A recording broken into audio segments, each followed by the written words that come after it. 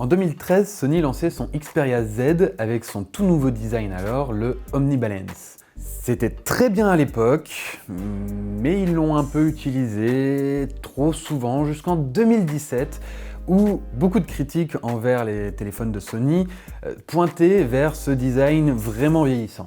Au Mobile World Congress de cette année, Sony a enfin décidé de changer son design avec le Xperia XZ2 et le Xperia XZ2 Compact. Est-ce que ça suffit à en faire des bons téléphones? On va voir ça tout de suite. Donc cette année, on a un tout nouveau design dont la principale caractéristique est de passer au 18 neuvième et au borderless, ou en tout cas au borderless avec de grosses guillemets, puisque ça reste Sony. Et on a un cadre qui est plutôt épais, aussi bien en haut et en bas de l'écran, ce qui est plutôt normal ou au moins explicable, mais aussi sur les côtés, alors que sur son XA2 Ultra par exemple, Sony fait des merveilles avec un bord qui est quasi inexistant. En dehors de cela, on a des téléphones qui sont très bien finis, avec un cadre en aluminium dans un cas comme dans l'autre, et un dos en Gorilla Glass 5 sur le Xperia XZ2 et en aluminium sur le XZ2 Compact. Si les deux respirent la solidité, notamment parce qu'ils sont plutôt épais, le XZ2 Compact semble un petit peu moins bien fini et on a quand même réussi à écailler un petit peu la peinture sur les bords lors de notre test. Mais dans tout ça, est-ce que ce design est réellement bien?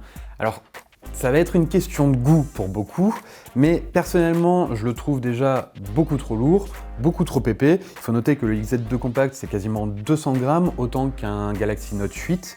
Et autre problème, le dos est bombé, ce qui fait qu'il tient plutôt bien en main, mais dès qu'on le pose sur une table et qu'on appuie sur les côtés, ça va avoir tendance à gigoter dans tous les sens et il suffit de donner un tout petit coup dessus pour que le téléphone devienne une véritable toupie. On va dire que ces défauts vont surtout gêner les plus tatillons. Par contre, sur le plus grand des deux modèles, il faut quand même avouer que certains éléments sont mal placés, notamment le capteur d'empreinte qui est beaucoup trop bas, et le bouton on-off également un petit peu trop bas et sur lequel on appuie souvent sans faire exprès. Enfin, pour terminer ce tour du propriétaire, je vais quand même préciser qu'il y a un port USB-C sur les deux téléphones, mais par contre pas de prise jack, et un tiroir servant à insérer une carte SIM ou une carte micro SD qui est très simple à enlever, mais qui par contre redémarre le téléphone à chaque fois qu'on l'enlève ou qu'on le remet. Comme d'habitude chez Sony, c'est pas toujours super évident. Mais en dehors de tous ces petits défauts de design, il faut quand même avouer que Sony a très bien travaillé sa copie, et notamment sur son écran, un 18 neuvième qui est encore LCD, on ne passe pas à la AMOLED, mais qui est vraiment très beau, il est sublime, les blancs sont brillants, on manque un petit peu de contraste par rapport à de l'OLED, mais c'est pas vraiment grave puisqu'on a quand même une compatibilité HDR, on a une palette colorimétrique qui est très bien respectée, bref, c'est un sublime écran. En tout cas sur le XZ2, parce que sur le XZ2 Compact par contre, alors on garde quand même certains de ses avantages, mais par contre la colorimétrie part un petit peu à volo et on a une espèce de voile bleuté qui est vraiment pas terrible. Et quoi qu'il en soit, on est quand même heureux d'avoir deux notches, ni sur l'un ni sur l'autre. Mais son très bel écran n'est que la moindre de ses qualités, puisque avec son Snapdragon 845 et ses 4 Go de RAM, ouais ça paraît peu comme ça, mais en fait c'est pas mal, le Xperia XZ2 est tout simplement le téléphone le plus puissant actuellement sur le marché. Que ce soit dans les tâches quotidiennes, pour passer d'une application à l'autre, ou alors dans un jeu vraiment gourmand, le Xperia XZ2 ne vous fera jamais défaut. Même sur une longue session de Lineage 2, qui est pourtant très gourmand, avec plein d'effets visuels dans tous les sens, j'ai eu vraiment aucun souci sur le XZ2 et je suis resté à 60 fps constant. Sur le XZ2 Compact, par contre, même s'il a de très bonnes performances, il a tendance à un petit peu chauffer, ce qui est certainement dû à son plus petit gabarit et au fait que la dissipation de chaleur peut moins se faire, évidemment. Pour ce qui est de la partie logicielle, on a ici Android 8.0 Oreo et Sony veut rester très proche de l'interface pensée à la base par Google. Donc on a très peu de modifications par rapport à Android AOSP qu'on peut trouver sur des Pixel ou des Nexus, mais on a quand même quelques petites fonctionnalités en plus, notamment au niveau de la personnalisation. On peut personnaliser la taille de la grille, la taille des icônes sur le bureau, bref, plein de petits trucs comme ça. On a également un système de calibrage de la couleur pour l'écran. Par contre, on a quelques applications préinstallées dont on se serait bien passé, notamment les applications des partenaires comme Amazon, il y en a 3, ou alors d'AVG, un antivirus dont on connaît l'efficacité. Pour terminer sur une touche positive, on va quand même préciser que Sony a ajouté plein de tout petits détails qui sont vraiment appréciables au quotidien, que ce soit des petites animations comme la présence des secondes sur l'horloge dans l'écran de déverrouillage, ou alors tout simplement la possibilité de consulter ses notifications dès qu'on lève le téléphone en noir sur blanc, un système qui a déjà été aperçu depuis de nombreuses années chez les constructeurs, mais c'est agréable de l'avoir ici. Et là, on arrive sur le point un petit peu sensible, la photo. Contrairement à la plupart de ses concurrents, Sony a choisi de rester sur un seul capteur. Ce qui peut être une bonne chose, on l'a vu avec le Pixel 2. Mais là, on a un capteur IMX400 qui est le même que sur le XZ1 de l'année dernière, et ils ont juste changé le traitement logiciel avec notamment ce qu'ils appellent leur moteur Bionz. Alors concrètement, est-ce que ça change quelque chose? Oui. Parce que même si on reste sur le même capteur de 19 mégapixels que l'année dernière avec une ouverture à f2.0, ce qui est plus exceptionnel aujourd'hui, on a quand même un très bon piqué, même à grande distance, et une très belle qualité de photo. Le truc, c'est que ce traitement, il se retrouve également en intérieur, même s'il n'y a pas forcément de forte luminosité, et on a tendance, à cause du manque de stabilisation optique, à avoir des clichés qui sont parfois un petit peu flous et ça nécessite de s'y reprendre à plusieurs fois. Mais aujourd'hui, les limites d'un haut de gamme, ça va surtout être en basse lumière et c'est là-dessus qu'on va réellement juger la capacité d'un téléphone. Et je dois avouer que ce XZ2 m'a plutôt impressionné à ce niveau-là, en bien et en mal. D'un côté, on a une luminosité qui est plutôt bien gérée, notamment quand vous avez plein de lumière artificielle dans une rue par exemple, on n'a pas justement ce côté cramé qu'on pouvait avoir face à des forts contrastes en extérieur. Par contre, à très longue distance, on a vraiment une photo qui est très bruitée et qui est même floue, ce qui n'est pas le cas par contre à courte distance. Et on a un respect des couleurs qui est totalement à l'ouest. Vos photos qui sont un petit peu blanches vont partir vers le vert jaunâtre.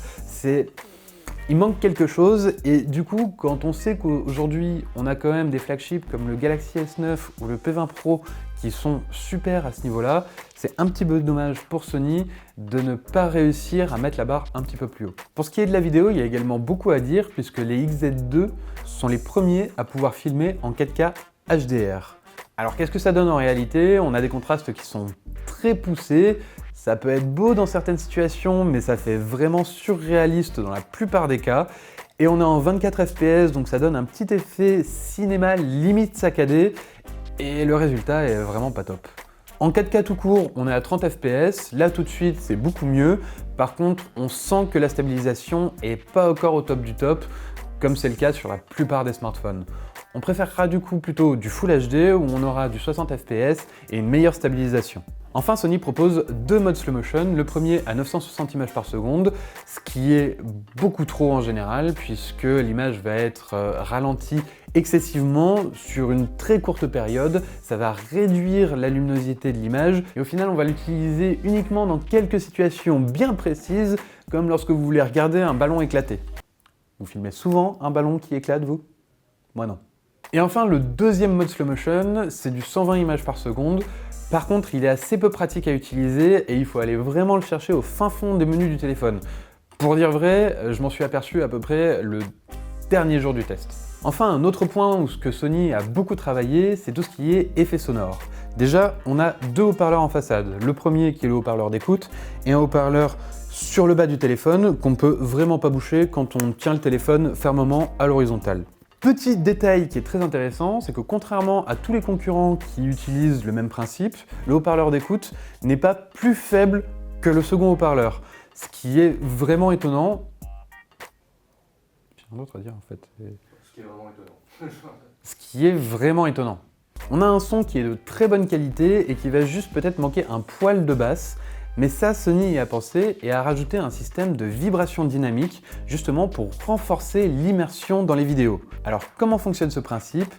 Techniquement, le téléphone va juste vibrer en fonction du son qui est diffusé. C'est bien et c'est pas bien. C'est bien parce que ça renforce l'immersion, c'est pas bien parce que déjà, seul celui qui tient le téléphone peut en profiter. Si vous voulez montrer une vidéo à quelqu'un, l'autre n'aura pas les vibrations.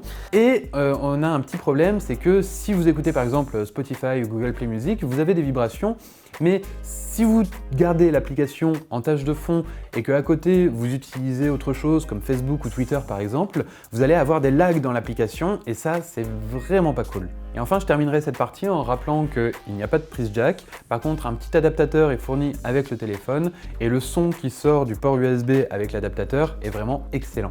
Pour rien gâcher au plaisir, les Xperia XZ2 et XZ2 Compact sont très autonomes.